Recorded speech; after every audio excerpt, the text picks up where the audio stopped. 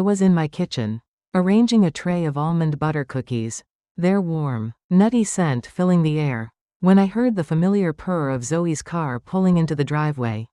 My heart sank a little. Zoe, my daughter, didn't visit often anymore, not unless she wanted something. It had been months since we'd really talked. Not since that awkward dinner where she'd barely looked up from her phone. I set the tray down, wiped my hands on my apron, and took a deep breath. Whatever this was, I'd face it with grace. The doorbell rang, sharp, impatient. When I opened the door, there was Zoe, 38 years old, her dark hair pulled back tightly, her eyes avoiding mine. Behind her stood Declan, her husband, all polished confidence in his tailored jacket. "Mom," Zoe said, her voice clipped. "We need to talk." She brushed past me into the house, Declan following with a briefcase clutched like it held the answers to everything. I offered them coffee, trying to keep things light. But Zoe's words stopped me cold. "You're a burden, Mom," she said, standing in the middle of my living room, the same room where she'd learned to tie her shoes. Where we'd laughed over family dinners. "I sold Dad's restaurant chain. Good luck paying rent." Her words hit like a slap. But I felt an odd calm settle over me. I looked at her, my little girl who'd grown into a stranger, and smiled. "All right, Zoe," I said softly. "Good luck." A week later, they were in Paris, chasing some big startup dream with the money they thought they'd secured. I can imagine their faces when they checked their bank account, empty. Not a dime. I'm Beatrice Coleman, and this is my story. Stick with me until the end. And let me know in the comments what city you're watching from. I'd love to see how far this tale travels. Because what happened next, well, it changed everything. That moment in my kitchen, when Zoe called me a burden, it felt like the floor had shifted beneath me. But I didn't let it show. Not yet. I led Zoe and Declan into the living room. The same one where Henry and I used to sit up late, sketching out menus on napkins, dreaming of what our little restaurant could become. Now, Zoe stood there, arms crossed, her face hard as stone. Declan sat on the edge of the couch, his briefcase open, papers neatly stacked like he was closing a deal at some corporate boardroom. Not breaking his mother-in-law's heart. "Mom, sit down," Zoe said, her voice sharp, like she was talking to a child. "We've made a decision. The restaurant chain, it's sold. Done deal." She gestured to Declan, who slid a thick stack of documents across the coffee table. "The buyer offered $3.5 million. More than fair. You'll be comfortable for the rest of your life." I stared at the papers, my hands clasped tightly in my lap. Comfortable. That word stung almost as much as burden. Henry and I had poured our souls into those restaurants, every recipe, every late night, every customer we'd won over with a warm plate of almond butter cookies. And now, my own daughter thought she could erase that with a signature. "You sold it?" I asked, my voice barely above a whisper.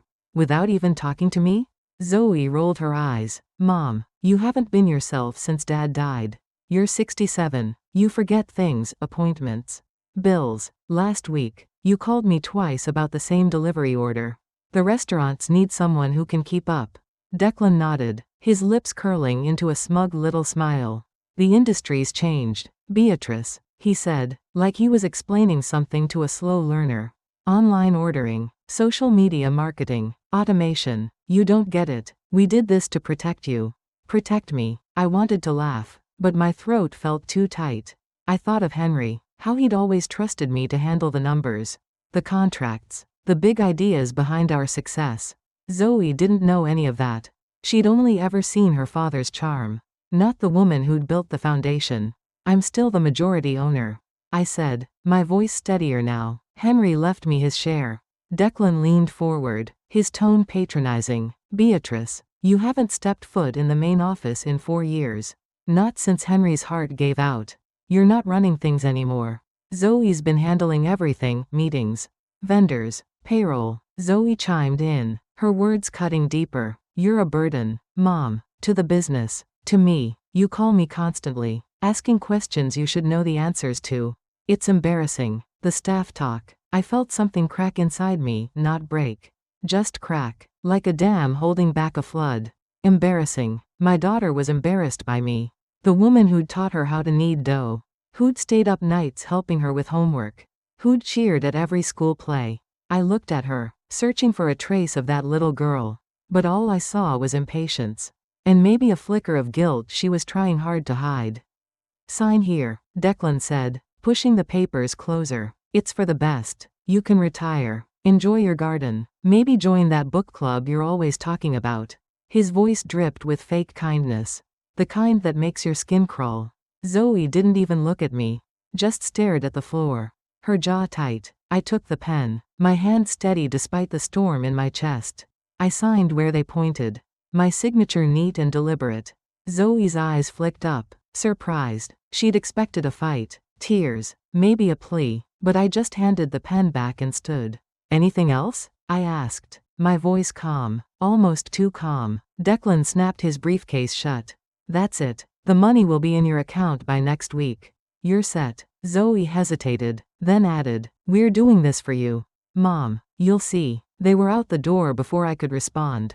The roar of their car fading into the quiet Seattle morning. I sat back down, alone in the house that suddenly felt too big. The papers were still on the table, their edges curling slightly. I didn't touch them. Instead, I walked to the bookshelf, where a photo of Henry and me hung. Taken at the opening of our first restaurant. His arm was around me.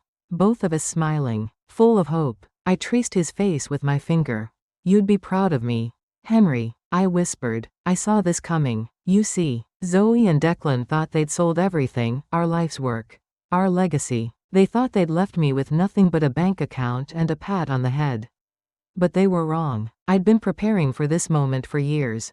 Ever since Henry's funeral. When Zoe first hinted I should simplify my life.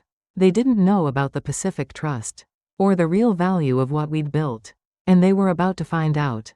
In Paris. In a way they'd never forget. Sitting there in my quiet living room. After Zoe and Declan left with their smug victory. I felt the weight of the years settle around me. The house was still. But my mind was alive with memories, of Henry. Of our restaurants. Of the life we'd built together. I walked to the kitchen. Where the tray of almond butter cookies still sat. Their sweet scent now tinged with something bittersweet. I picked one up, broke it in half, and let my thoughts drift back to 1978. When it all began. Henry and I were just kids then. Barely 28, with nothing but a dream and a small loan from a skeptical bank. We opened our first restaurant in Seattle, a tiny corner spot with creaky floors and mismatched chairs. I was the one in the kitchen. Perfecting recipes, tweaking the almond butter cookie formula until customers started lining up for it. Henry was out front, charming everyone with his warm laugh, convincing them to give our little place a try. People thought he was the magic behind our success. And I let them. It was easier that way. Men in those days didn't always take kindly to a woman calling the shots. So I worked behind the scenes, balancing the books, negotiating with suppliers, planning our expansion. By the time Zoe was born, we had 3 locations, each one busier than the last. I'd stay up late, rocking her in one arm while sketching out menus with the other. Henry would come home from meeting investors, his eyes sparkling, and say, "B, you're the genius here. I'm just the guy who shakes hands." But the world saw him as the star. And I was fine with that. I loved him, and I loved what we were building. It wasn't about credit, it was about family. When Zoe was old enough, she'd sit at the counter of our flagship restaurant, coloring on paper placemats, sneaking bites of cookie dough when she thought I wasn't looking. Those were good years, full of laughter and flour-dusted aprons. But as Zoe grew up, she started to see only her father's role in the business. To her, I was just mom, good for baking cookies, not for running an empire. When Henry's heart gave out 4 years ago, something shifted in her. She started talking about modernizing the restaurants. About how I should step back. Let her take over. You're not getting any younger. Mom, she'd say, her voice gentle at first, then sharper, like a knife slipping through butter. I saw it coming, though, the week after Henry's funeral. When Zoe suggested I simplify my responsibilities, I knew what she was really after. She thought I was out of my depth. That I'd been riding Henry's coattails all those years. She didn't know about the nights I spent negotiating international licensing deals or buying up commercial properties to secure our future. She didn't know about the Pacific Trust. I'd set it up years ago. With the help of my dear friend and lawyer, Evelyn Ross. Evelyn had been with us since the early days, her sharp mind catching every detail I might miss. When Henry got sick, we sat down together, me, Henry, and Evelyn, and planned for the worst. Henry had said, his voice weak but firm. Don't let Zoe underestimate you. She's got my charm, but she hasn't learned your strength yet. So we moved 75% of the business's real value into the Pacific Trust, our secret weapon. The recipes, the international brand rights, the real estate holdings, all worth about $12 million as of last week. What Zoe inherited, and what she sold, was just the name and a few local locations, 25% of the pie. Worth $3.5 million. A good price, sure, but a fraction of what we'd built. I remember the moment I overheard Zoe talking to Declan. About a year ago, in the office of our main restaurant. I'd stopped by to check on a new dessert recipe. And their voices carried through the half-open door. Mom doesn't get it, Zoe was saying, her tone dismissive. She thinks the restaurants are still about her cookies. She's clueless about digital marketing, online delivery, all of it. Declan laughed, that smug chuckle I'd come to hate. Don't worry, babe, once we sell, we'll have enough to fund our startup. She'll thank us for taking the burden off her hands. Burden, there was that word again. Like a splinter under my skin. I stood there, frozen, my hand on the doorknob, listening to my own daughter reduce me to a problem to be solved. I could have walked in, set her straight, told her about the contracts I'd signed in Europe, the properties I'd bought in Portland and San Francisco. But I didn't. I went home, called Evelyn, and said, it's time. We'd been preparing for this. Piece by piece, ever since Henry's diagnosis. The trust was airtight, the assets secure. Zoe could sell what she thought was the whole business. But she'd never touch the heart of it. I looked at the photo on my kitchen counter now. The one from our 10th anniversary at the restaurant. Henry's arm around me, Zoe clinging to my leg. All of us grinning like we'd won the lottery. In a way, we had, but Zoe didn't see it. She saw a business she could cash out. A mother she could dismiss. She didn't know I'd been watching her, waiting for her to show me she valued family over money. She didn't know I'd recorded her words, her plans, on my smartwatch, a little habit I'd picked up after years of being underestimated in a man's world. As I sat there, crumbling a cookie between my fingers, I thought about Paris. Zoe and Declan were probably sipping wine at some fancy restaurant right now, toasting their big win. I could almost picture their faces when they'd try to pay the bill and find nothing in their account. Nothing at all, because the real empire, the one I'd built, was safe with me. And soon, they'd learn what it meant to underestimate Beatrice Coleman. I sat in my kitchen, sipping chamomile tea, the clock ticking past midnight. The house was quiet, but I was wide awake. Waiting. I knew the call would come. Zoe and Declan were in Paris, probably at some upscale restaurant, toasting their big startup deal with the money they thought they'd secured from selling our family's restaurant chain. I could almost see Zoe's confident smile, Declan's smug nod as they planned their future. But I also knew what was coming next. My smartwatch buzzed, and there it was, Zoe's number, flashing at 1:03 a.m. Seattle time. 10:03 a.m. in Paris. I let it ring, once, twice, 3 times. By the 4th call, I picked up. Mom? Zoe's voice was high, panicked, like she was trying to hold it together but failing. There's a problem. The bank account, it's empty. The money from the sale isn't there. I took a slow sip of tea, letting her words hang in the air. That's odd, I said calmly. Have you called the bank? Of course I called the bank, she snapped. I could hear Declan in the background, his voice sharp, arguing with someone in French. They said the account was drained yesterday. Drained. Mom, how does that even happen? I made a small, sympathetic sound. I wouldn't know. Dear, you've told me yourself, finances aren't my strong suit. There was a pause, and I heard Declan's voice now, closer to the phone. Beatrice, this isn't a game. We're in Paris, meeting investors for our startup. Our cards aren't working. We can't even pay for lunch. His tone was clipped, like he was talking to an employee who'd messed up. I pictured them standing in some elegant Parisian bistro, their faces flushed with embarrassment as the waiter hovered. waiting for a payment that wouldn't come. That sounds inconvenient, I said, my voice steady. I hope you brought some cash for emergencies. Zoe's breathing was ragged now, like she was on the verge of tears. Mom, stop it. You need to call Evelyn. There's been a mistake with the paperwork. The $3.5 million from the sale, it's supposed to be in our account. I set my teacup down. The soft clink loud in the quiet kitchen. Your account? I repeated slowly. I wasn't aware we had any joint accounts. Zoe. There was a stunned silence. And I could almost feel her confusion through the phone. The money from the sale, she said, her voice trembling. Dad's restaurants. My inheritance. It's mine. Oh, that money, I said, as if it had just occurred to me. I know exactly where that is. I paused, letting the words sink in. It's in my account, where it's always been. The line went so quiet I thought the call had dropped. Then Zoe exploded. What are you talking about? I sold the restaurants. You signed the papers. I have them right here. You did sell the restaurants. I agreed, my voice still calm, almost gentle. Or rather, you sold 25% of what you thought was the whole business. The name, a few local locations, the daily operations, a nice deal. Actually, $3.5 million is a good price for that. I heard Declan grab the phone, his voice low and furious.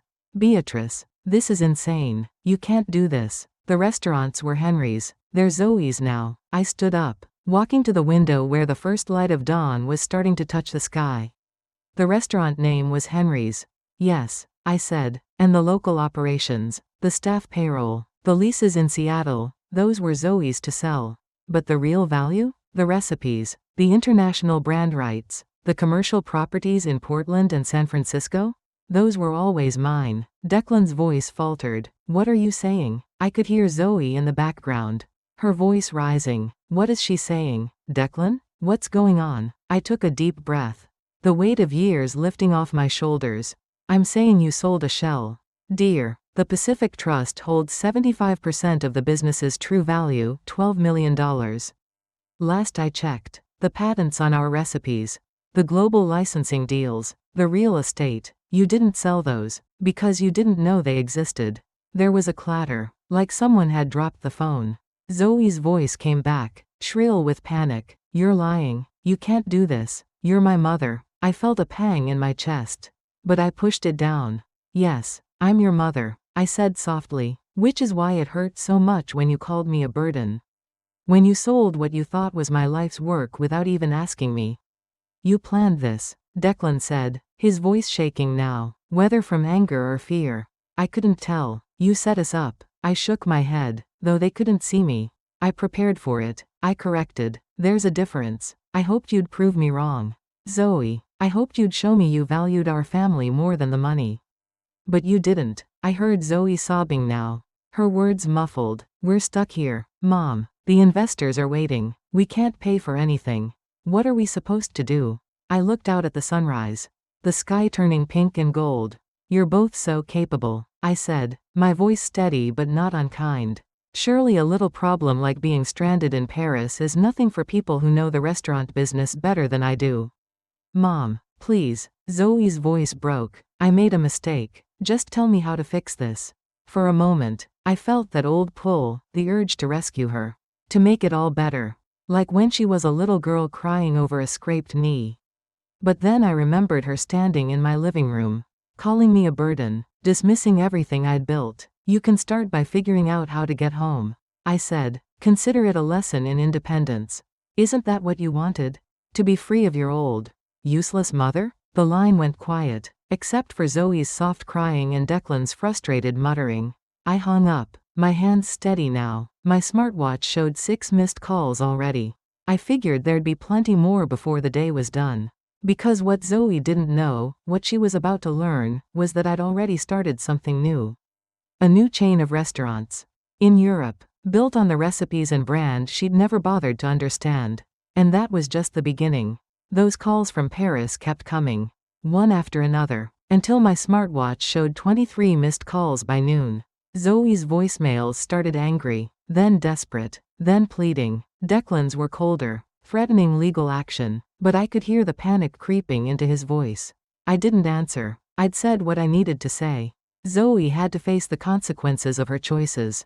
And I had to trust that somewhere deep down, the little girl I'd raised was still there, waiting to find her way back. 2 weeks later, I heard a knock at my door. It was Zoe, standing on my porch, her suitcase battered, her eyes red from crying. Declan was gone, he'd left her in Paris after their investors backed out. Unwilling to deal with a couple who couldn't even pay their own tab. She looked smaller somehow, not the confident woman who'd called me a burden. "Mom," she said, her voice barely a whisper. "Can I stay here, just for a while?" I looked at her, my heart aching but firm.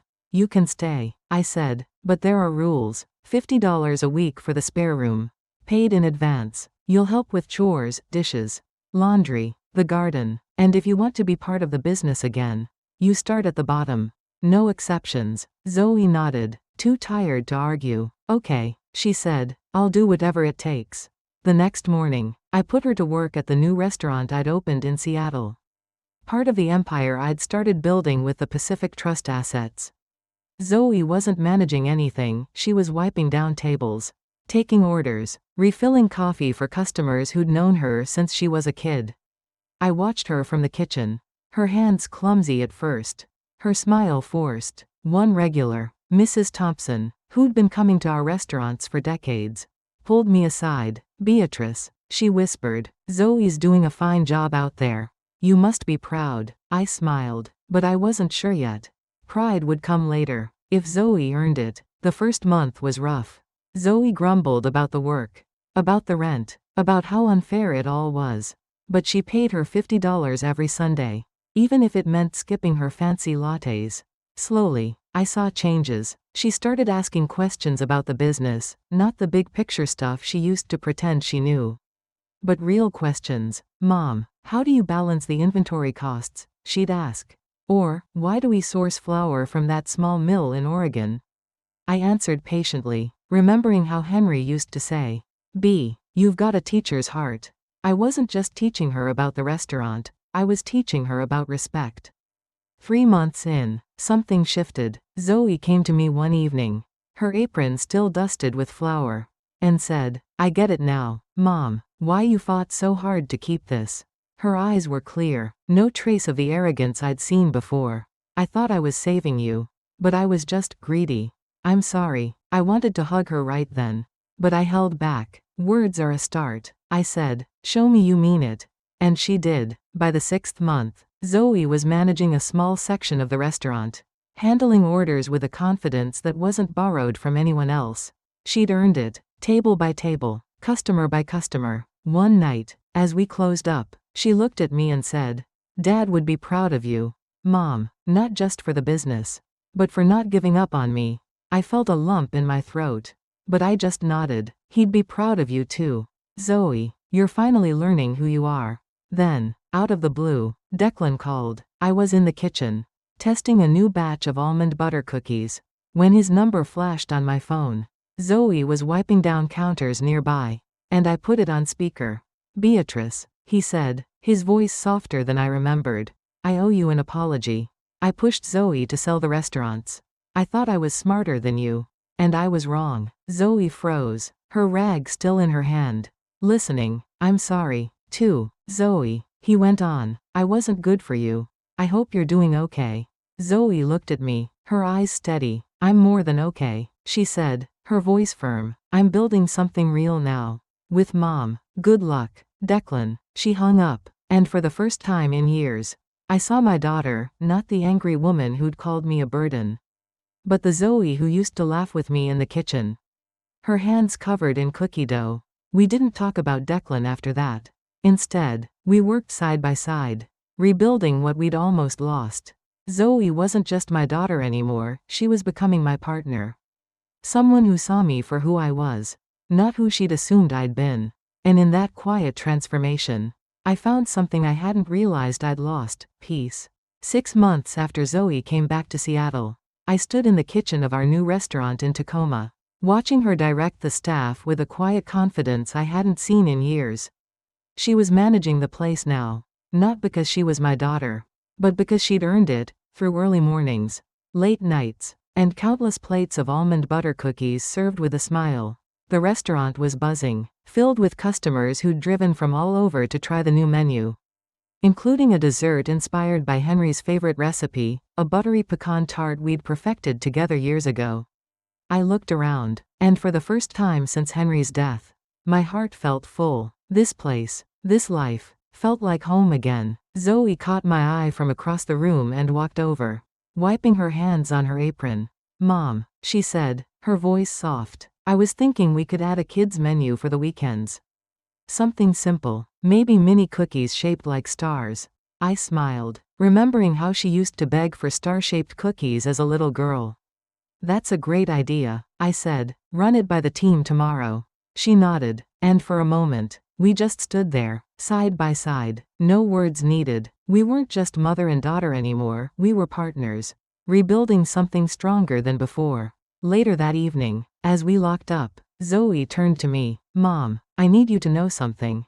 I'm sorry for everything, for calling you a burden, for thinking I could take what you and Dad built. I see it now, you're the heart of this place." Her eyes were bright with tears, and I felt my own sting. I hugged her, something I hadn't done in too long. "You're my heart, Zoe," I whispered. "You always have been." As we walked to the car, I thought about what victory really means.